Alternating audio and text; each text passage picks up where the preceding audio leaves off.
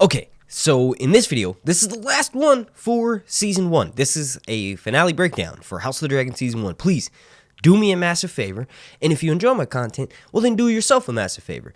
House of the Dragon Season 2 will not be out till 2024, and it is my... well, I've done it before, I'll just keep doing it, right?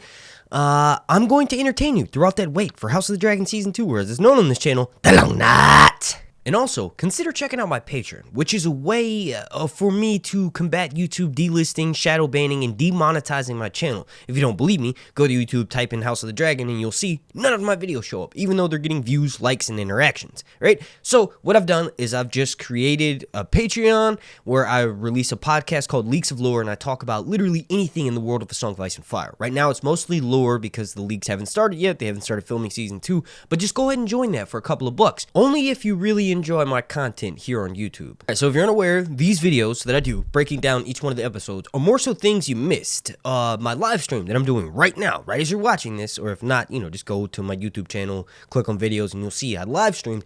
Those breakdowns, or those live streams, are where I break down most of the scenes from the episode, as well as interact with every single person watching. So please go and check that out as well if you want something that you want discussed that you think I didn't mention in this video. It's probably mentioned in that live stream. But this is going to be, 7 or 8 things that you may or may not have noticed from House of the Dragon Season 1, Episode 10, or the finale. Storm's End looked amazing. Like, I don't know if I could have imagined it any better myself. Like, I've read A Song of Ice and Fire. I know this is the home of House Baratheon, but not initially. Like, see, it's a bit of a backstory for Storm's End. It's called Storm's End because that's where the storms finally ended. So initially, the Stormlands were ruled by this House Durrandon, who eventually becomes replaced by House Baratheon during Aegon's conquest. And Orys Baratheon, the dude that Aegon the Conqueror instills in the new seat of power in Storm's End, is rumored to be a bastard brother of Aegon the Conqueror himself.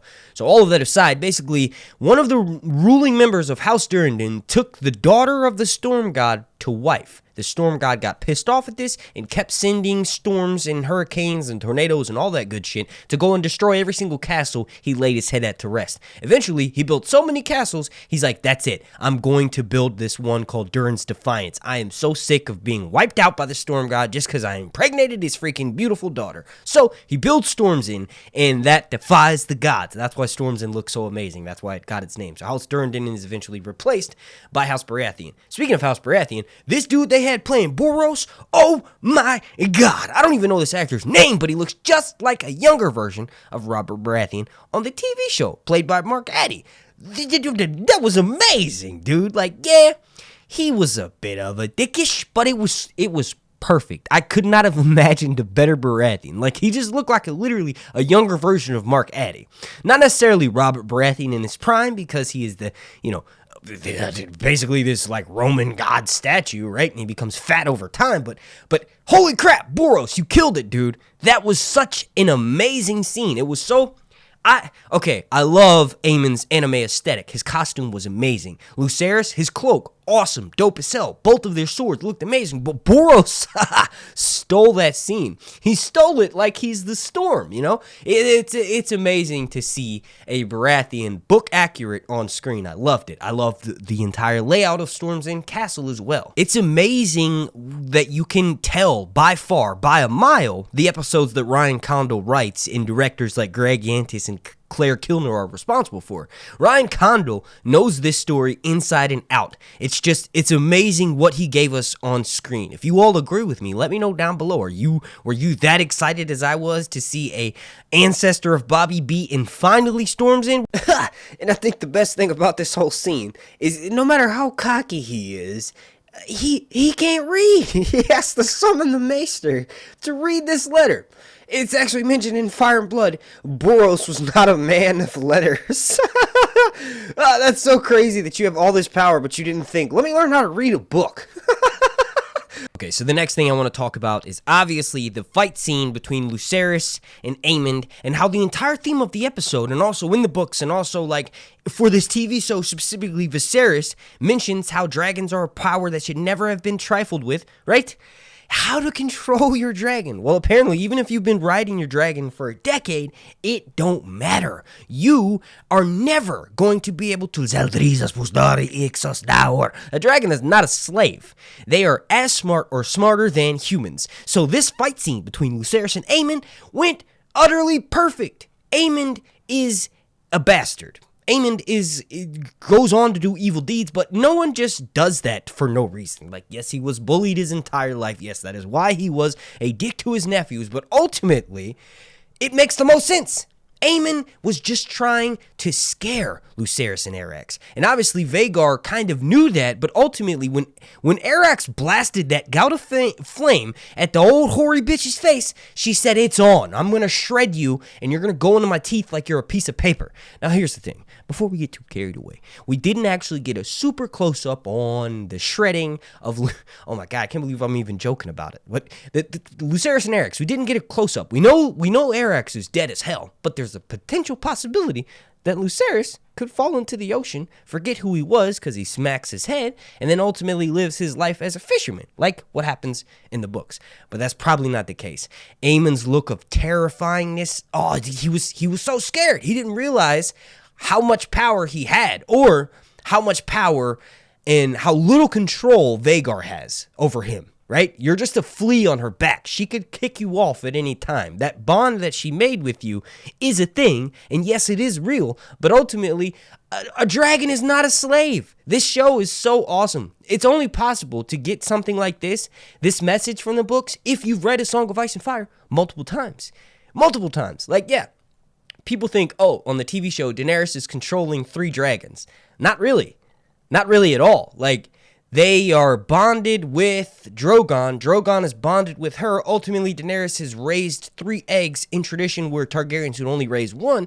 But she's not riding Rhaegal or Viserion. And it is very clear in A Dance with Dragons, when we have the dragon taming scene with Quentyn Martell and he wants to steal Viserion, those 2 dragons, Viserion and Rhaegal, have a mind of their own, and they start lashing out and burning everyone. And this is how Quentyn ultimately dies. But you realize that it is possible, if someone with the blood of the dragon were to claim one of Daenerys' dragons, they could totally use it to fight her. That idea is literally mentioned in A Dance with Dragons, in Daenerys' POV and in Barristan Selmy's POV. The idea of if one of Daenerys' enemies gets a hold of one of her dragons, they would unleash war and havoc. Right? It would literally be A Dance of Dragons 2.0. So this show is so amazing, and I know it sounds like I'm jacking off while I'm doing this, but I just love everything Ryan Condal has contributed to this show. In my opinion, he's the only person that needs to write every single episode of this series. He has George's vision and is bringing it to the screen. I love this episode so much. I had to call my mom in prison and tell her about it, and I hadn't talked to her in a while. She was like, "What the hell are you talking about?" So am I mad that the Dance of the Dragons is started by an accident? No, I absolutely love it. There was a blank in the story in Fire and Blood. George literally says, Aegon III's egg doesn't hatch. That is seen as a sign of, the Greens love that. And then literally on the faithful day in 129 AC, in the third moon of the third, that's when Viserys dies and then the war breaks out. There was no Viserys has dementia. Viserys confuses Alicent for Rhaenyra. That's all perfect. That's added to the show. It gives it context. This is why the war started. We saw at that dinner in episode 8, everybody was straight. Everybody was on the same plate. Viserys brought everyone together. Not only did he mount the Iron Throne that day, but he mounted his family. He let his family, well, he does end up fucking a lot of members of his family, but he totally brought them under wrap. They were ready to make Rhaenyra the heir. The thing that caused the war to break out is a giant mistake. It's an accident, and that is so much more believable than anything else ever. I love this show. All right, now I feel like I have to move on past this point, or I won't talk about enough in this video, right? We're at 8 minutes, and I've only talked about 2 things. Let's talk about the big thing, okay? Now, I actually liked this scene. I didn't want it to happen, but I know Daemon and Rhaenyra, once the war breaks out, must have a wedge driven in between them, because otherwise, why would Daemon cheat on Rhaenyra and start sleeping with Nettles? Or better yet, why would Daemon start cheating on Rhaenyra as soon as Rhaenyra takes King's Landing and Rhaenyra allows that to happen? Abuse. You turn a blind eye when you've been abused. Like, dude, Daemon literally choked the bitch. But I as soon as he put his hands on Rhaenyra's throat, I'm like, bro, what are you doing? What are you doing? I paused the screen. I turned my head to the right and to the left. And I'm like, oh my God. And then literally when I unpaused it, I gripped my throat for the rest of the scene. Daemon, I smacked at you if I seen you, bro. Don't put your hands on a motherfucking princess. Queen, for that matter. What are you thinking? But that's intentional. I'm supposed to feel that way. I'm supposed to be hating Daemon in that moment. And guess what? Ryan Kondo, Greg Yantis, and everyone who's responsible for this episode, I genuinely hated Daemon in that moment. Obviously, that changes, and it's going to change. But ultimately, that's what we were supposed to do. We were supposed to feel for Rhaenyra's side. And this makes the most sense in canon why Rhaenyra allows Daemon to do his own thing. She doesn't want to wake the dragon, right? You remember Viserys on the TV show, Daenerys' brother? He smacks the crap out of her, chokes her out. He pushes her down when she's pregnant. That is how Targaryens are in general, okay? So Viserys kept warning Daenerys, don't wake the dragon. Daemon is a dragon. Rhaenyra woke the dragon. And no, I am not in support of that, but that just shows you that Targaryens are not ones to be 100% fans of. Everybody in this story does wrong things. Don't be a goddamn fool and support one person blindly. Be like me and support everybody by also supporting no fucking body, right? Okay, so now for my first complaint. Initially, when I uploaded my reaction, when the episode leaked on my Patreon, over on patreon.com/yourhuntsreviews, you can go join that for like $2 and go listen to all of the mini episodes of my podcast, Leaks and Lore, that have been uploaded. There's at least 10 episodes, and most of them are around 15 to 20 minutes, and that's content that's never seen YouTube. Okay, so I kind of tricked you. I lied to you. It's not really a complaint. It was initially when I first watched that episode in my reaction that I posted to Patreon, I had to complain about the dialogue on the bridge scene because it seemed very modern. They kept using the F word. Daemon said, what is this? Rhaenyra, when she took the hand of the kingpin off of Sir Otto and threw it, and she said, you're a fucking traitor, right? That modernness in the dialogue took me out of the scene initially. But then, now that I've rewatched the episode, that's actually my favorite scene. It's a callback to the second episode. It's amazing. Like, yes, they curse a lot, but the amount of passion and rage that the actors have on their face, their features, their body movements, their language, like, all that stuff, it's amazing. Like, I still think that the modern curse words and all that stuff, and like, they use curse words in Game of Thrones, right? But it just seemed a little bit more modern, and like, that moment was for sure fan service, but I ain't mad at them for giving it to us. Okay, my favorite moment of the episode, one of my favorite moments, obviously, aside from Storm's End, the fight there, and then, Daemon and Rhaenyra, and Daemon soothing Vermithor, which I'm going to talk about here in a second. Jacaerys, buddy, is going to Winterfell, and winter is coming, and the date come with it. Now, Rhaenyra mentions to Jace that Cregan Stark, who is the new lord of Winterfell, he got into a fight, in Fire and Blood, he gets into a fight with his uncle Bernard, who is basically ruling the North, and he's the Lord of Winterfell, but in Cregan's name. So Cregan is young, and he hasn't really become a man yet, so his uncle Bernard is taking care of the affairs of the North. But then when Cregan does come of age, he ends up having to imprison his uncle Bernard for not, relinquishing power to Cregan, right? So Cregan has assumed power. He's the Lord of Winterfell.